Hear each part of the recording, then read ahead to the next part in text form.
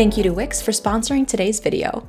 Hey guys, and welcome back to my channel, or if you're new here, hello. Today we're going to be talking about something I'm maybe a little too passionate about, and that is creating a strong portfolio website. In this video, I will discuss why you need a website, what makes a good and bad portfolio website. I will drag the shit out of my old website, show you how to build a website yourself, and finally, I'll reveal my new, super cool, super fresh website. I'll be answering popular questions like, what do I do if I have two different styles? And do I need to include my resume? And why do I even need a website in the first place? This video is my best attempt at helping every artist, regardless of medium, subject matter, or experience, create a website that's best for them. So let's get started. Why you need a website, yes, even in 2021. I've heard so many classmates and people online bitch and moan about getting a website, and it always boils down to, what's the point? I have an Instagram. Don't get me wrong, social media platforms are essential. They're very high visibility, and let's be real, they're completely free. But if you do have the means, I strongly recommend you having a website in addition to social media. Instagram, just like any other social media platform, is not designed to show off your portfolio. They're all about creating a stream of quick, flashy content, which is great for attracting an audience, but makes for a very unorganized and unsearchable profile. If a client wants to know if I've done work for other companies, the kind of work I've done, and the quality of that work, they're gonna have a really hard time getting that from my Instagram. Any nugget of information they're looking for is gonna be buried under a whole bunch of sketches and reels and other random content. And what if a client wants to get to know me as an artist? An Instagram bio is like 3 lines of text. You can try to organize your page to be a bit more client-friendly, but at the end of the day, it's just not designed to function the way you and your potential clients need it to be. Social media is great for attracting clients, while a website helps you get hired. And because websites are so flexible, you have the power to showcase your work exactly how you want. They can be super polished and professional, or they can be packed with personality. Your website is your kingdom. And if that kingdom happens to have uncensored artwork, well, damn it, show it off there, because let's face it, Instagram isn't cool like that. Keep an eye out in this next section to see how fun, diverse, and incredible your website can be. What makes a good portfolio website? Layout.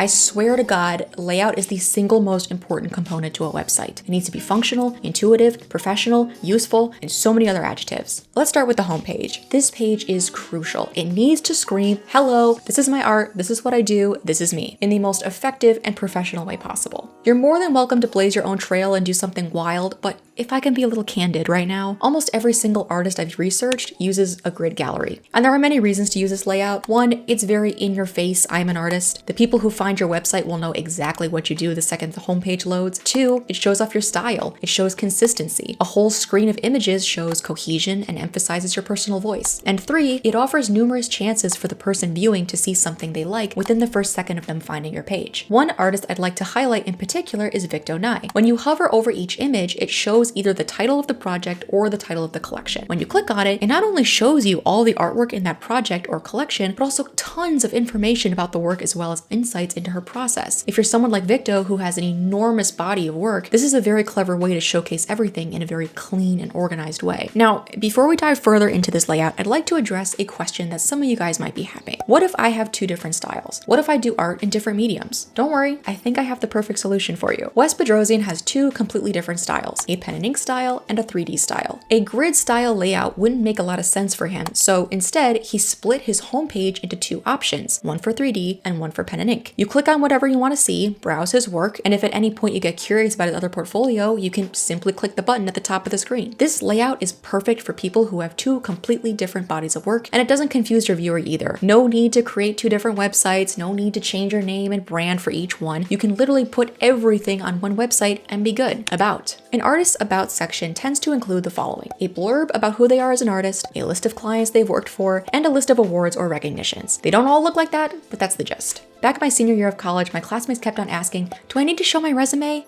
No, there is not a single illustration client that needs to know that I was a Starbucks barista in 2016. Your website as a whole is essentially your resume. You may even have a page devoted to client work. So really, all you gotta do is make a list of all the companies or organizations that you've worked for and just slap it in the about section. Anyway, that's the basic outline: blurb, client list, award list, done. And, include some nice photos of yourself. But an about section does not need to be stuffy and dry. There are plenty of artists who really let their personality shine. Take, for example, Jaw Cooper. Her whole about section is amusing, but look at this last paragraph. In my free time, I am a profoundly creepy, solo camping, feral human. I own a machete. I know how to build a fire. And that's it! That's the closing line. How ominous is that? I freaking love it. Or let's look at another example, Krista Perry. First off, her about section is titled Hello, which I think is really cute and very on brand. And let's look at her about. Krista loves FUN fun. She believes in hard work and hard play and will never turn down a good meatball sub. She loves to make art with a sense of humor and is inspired by bright colors, nostalgia, vintage ephemera, and ham. And then next to it, she has this insane bucket list that includes opening a roller rink, skydiving with her cat, and becoming friends with the ghost of Elvis Presley. I mean, who wouldn't want to hire her? Contact. I don't think I need to say much here. You can either have a little form that people can fill out, or you can just list your email. Either way, you're gonna get spam emails, so honestly, pick whichever works best for you. Branding and personalization. Social media platforms don't really give you a lot of opportunities for branding. You've got your profile pic, maybe a banner, and that's about it. But a website can and should be tailored to your personal style. Every website I've shown you has a very distinct vibe. Even with similar layouts, I would never confuse, say, Scott Bacall and Victo Nye. Obviously, their work is very different, but even the little details like the fonts they use, the accent color, and the header are all deliberately chosen to best reflect the artist. Some artists, like those two, keep things very clean and simple, but other artists add more decorative elements like illustrations or hand lettering. Jessica Hitch has this cute squiggly pencil on the bottom of her screen, and that wiggly motif is used to underline specific text. Franner's website is full of hand lettering, which makes sense for her brand because it matches her unique handwriting in her comics. And then, of course, there's your logo. Do you want it typed out in a specific font like Scott or Victo? Do you want to hand letter your own logo like Fran or Krista? Or are you a graphic design goddess like Jessica and want to create your own iconic logo? All are great so long as it fits the style of your work. And lastly, and this should go without saying, whatever font or colors you pick, you need to commit to. Don't use 5 different fonts on your website. Don't pick one color of pink, forget the hex code, and try to fudge it by picking another slightly off pink. Seriously, your life will be so much easier if you just stick to one thing. Even if you're not 100% sure that the font you picked is the best one, keeping it consistent will still make you look professional. Bonus content. Your website doesn't have to just be a portfolio of illustrations. You're totally free to include whatever content you desire, ranging from informative to fun. A lot of high-profile artists have beefy FAQs for their fans. Loish has an insanely long, detailed FAQ that tells you everything you could ever want to know about her and her work, and Victo Nye's FAQ is in English and Chinese. Jessica Hitch has an enormous page listing every possible resource an artist could want, and she even has a freaking client email helper. Have you ever had a client lowball you on a project? Have you ever freezed up and you didn't know what to write? This little helper writes the emails for you. I have never seen anything like this. This is a goddamn gift. Lastly, you can include some super fun, super silly stuff as well. If you scroll down in Krista Perry's About page, you'll see this curious little button that says, click to build your own ghost. So you click on it and it's this ridiculous dress-up game for ghosts that you could customize, randomize, and save. There's also a little About section that explains the origins of this project. So creative, so ridiculous, so memorable, fucking iconic. Now, do you need to add all this extra stuff to your website? No, but God bless you if you have the urge to create some amazing bonus content. What not to do? Roasting my old website. Now for the fun parts. Everyone, get your pitchforks ready. It's time for a roast. Let me take you on a little tour of my old website as a cautionary tale of what not to do with yours. So this is my website that I created spring of 2019, right before I graduated. It's been about 2 years now, and some things have changed a lot. Some things haven't changed very much, and we'll go through that one by one. Right here is the homepage, which I do like. I like that there's a grid. I like that I've got all my illustrations shown out, but right off the bat, there's a problem because you can very clearly tell what's my new style and what's my old style, which they kind of clash with one another. I do like that I can click on the illustration and then it's larger. I like the fact that I can go through one by one and look at all the other illustrations. I don't have to go back and forth, but my biggest problem with this is that there's no way for me to add text. So I can't explain that this is part of an illustrated story that I've done. I can't explain that this is part of Melon in March. I can't explain the personal story behind this illustration. There's just no way to add text. And what's especially infuriating is that you would think that I could like put a little widget on the side here to add some text or whatever. But for some reason, with this design template that I picked, that's just an impossibility. Like I cannot do that. The only way I could do that is if I picked a different design. So I would have to redesign the whole thing, which I don't want to do because I like this grid and it's just, there's just nothing I can do about it. And I think that's really frustrating. And it's a huge thing that I don't like about this website right off the bat. So moving on, we go to projects. There's personal work, Melanin Marsh, and Witch Baby. Personal work is kind of the same thing. It's the same kind of look, and I still cannot add text. Down to Melanin March, I've got a little bit of a summary paragraph at the top, which is nice, but I can't really expand too much into it, and that becomes a much bigger problem with Witch Baby because I do have like a little summary at the top, and I do have the illustrations in order of the book, which is nice, but I still can't add text. So I can't explain who these characters are, what's going on in the scene, why I did certain illustration choices. I can't talk about anything specific. So in this particular case, because it's a story, the text is really, really important, and it's just so annoying that I can't add that anywhere. Next, we go to client work, which is probably the biggest thing that has changed since I graduated, and not for the better in hindsight. So you go to client work and you see illustration, videography, photography, and design. Right off the bat, there's a problem here because when you're looking at the homepage, there's no videography, photography, or design. It does not exist. So if someone goes to my website, they're going to see illustration and then they see this and it's like, what the hell is this doing here? And if, if I was a videography client or a photography client and I go to my website, I'm going to think that I don't do videography or photography or whatever because I would have to dig to find that I do that. So it's just really disingenuous and like, honestly, it's just stupid because it's very obvious that this is what I care about, that I only want to do illustration. So to have it tucked away, it's kind of like, what's the point? But I did this because after I graduated, I was like, I just want to do any work possible, any client work. I'll do anything. And I did. I did some videography. I did some photography and design. That all did happen, but I really don't care to do that anymore. And it just kind of screws me over. But anyway, let's start with illustration. So we have public, which are illustrations that I've done for organizations, companies, or whatever. It's outdated. It's nice. I can click on the illustration. I can have a little information about it, the year, the company, the whatever. And then I go down here and there's private, which are kind of like family and friend commissions, which I thought was really clever at the time, but I no longer think that. I know now that there's a much better, more succinct way of showing that I've worked with clients before, and we'll talk about that later in the video. My big problem with this is like, honestly, at the time, I thought it was really great because it's like, oh, look, I've worked with other clients before. I've done professional stuff before. Look how professional I am. But honestly, it kind of shoots me in the foot because when I'm looking at this, all I can see is how little I've done. It feels like I've done very little. It looks like I've done very little, and it doesn't feel professional. So I don't think it's actually accomplishing what I wanted it to accomplish. Then we go down to videography and we have a few videos. It's nice, I can play the video in the website. It doesn't go immediately into another tab, which is cool, but these videos do not exist on the homepage, so it still looks stupid. And then we go to photography and design, and it's nice. I've got like a little information there, and I've got my photos, and I've got like the stuff that I did, like the flyers and everything, but I cannot click on them and make them bigger. So that also just feels really freaking stupid. So I just think this whole thing needs to go.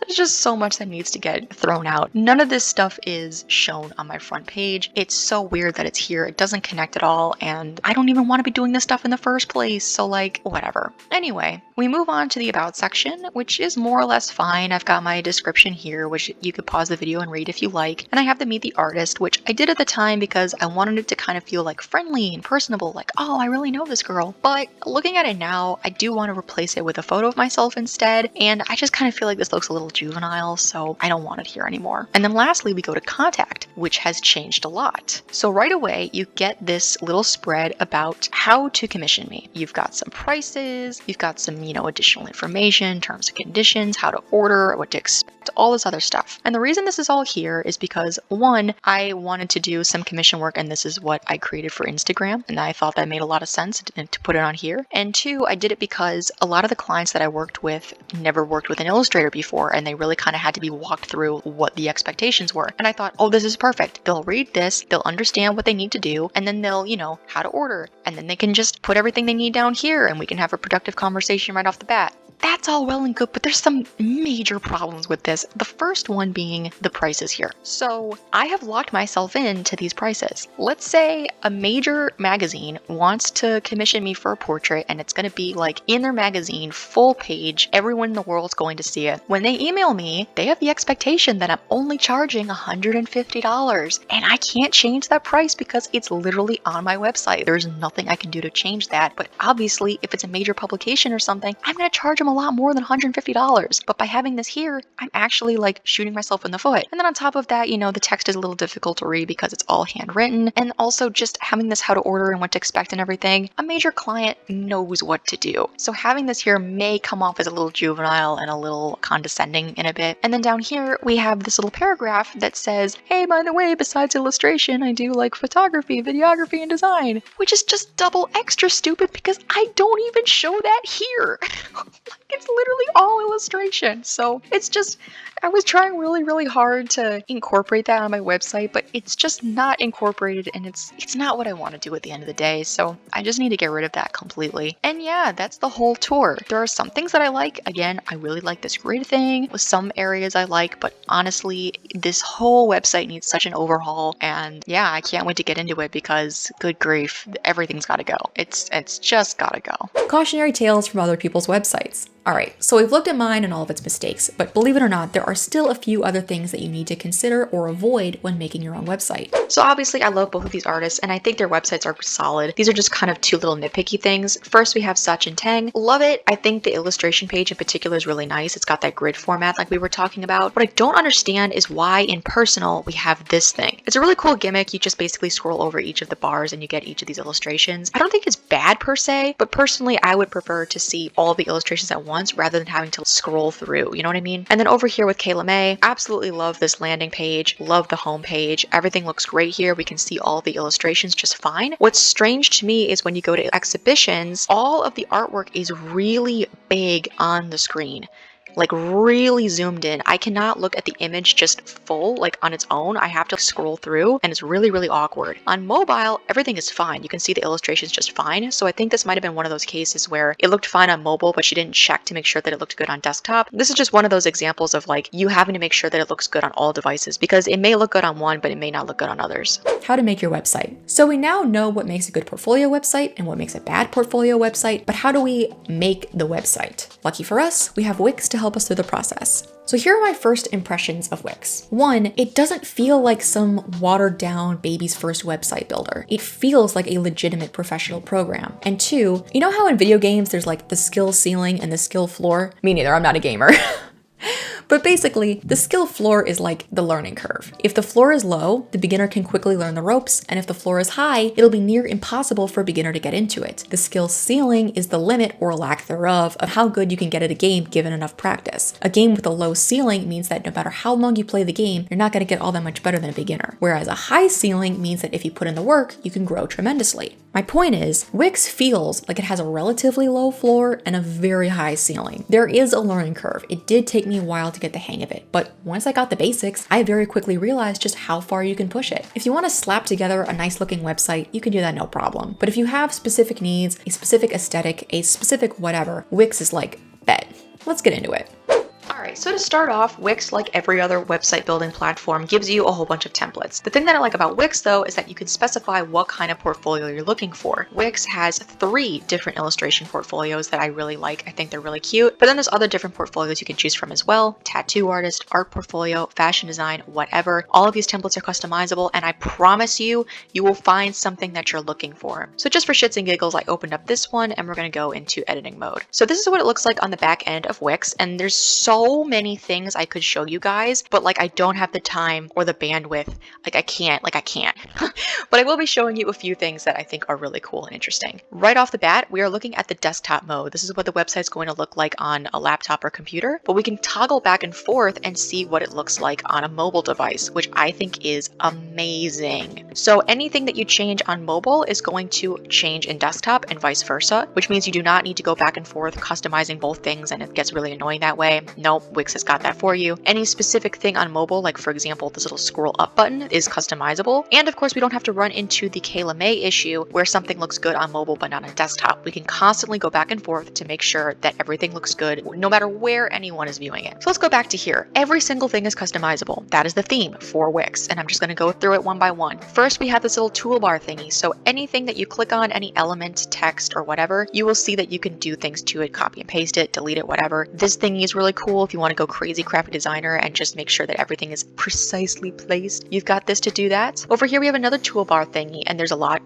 here. Again, I'm not going to go into all of it, but let's go into the site menu. This is how we kind of build the website. These are all the pages and how they're linked and whatever. If you want to change it, that's all cool. This template, the way it works is that every image that you click on takes you to a separate page and shows you the collection of that work. So it's actually very similar to Victonai in that sense. So if you like that, that's amazing. But if you're not a big fan, no big, you can just change it in the menu section. Down here we have the add button, which is simultaneously the coolest and scariest thing because it has everything. Everything. Little strips. You want text? What kind of text? You want some images? Buttons, every button in the world, and even all of these buttons are customizable in and of themselves. Gallery, we have all these different galleries and they're also customizable. Menus, social, baby, every single thing you could possibly want to add is here. It's kind of insane. Then of course we have the theme manager. So if you have a specific color palette that you want to use, you can load it up in here, as well as text. If there's a specific font you like to use, a specific style, you can load it in here so that when you add text later, you're not constantly having to change the same damn thing over and over again. So all this is amazing,